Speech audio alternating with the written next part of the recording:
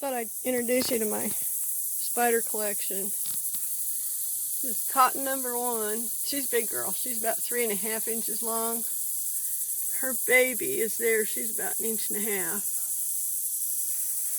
These are kind of cool spiders. They don't jump on you or anything. They stay on their webs and mind their own beeswax.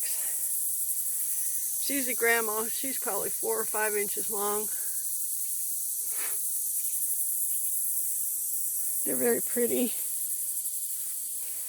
And they eat grasshoppers and locusts. Probably eat human beings if they fall in their web and get wrapped up.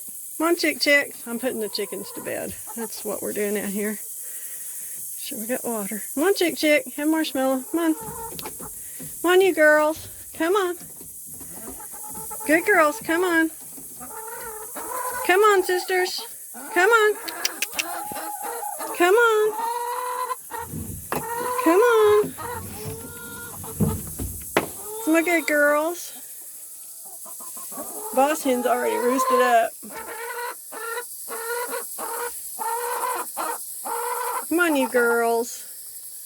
Come on, girls. Come on.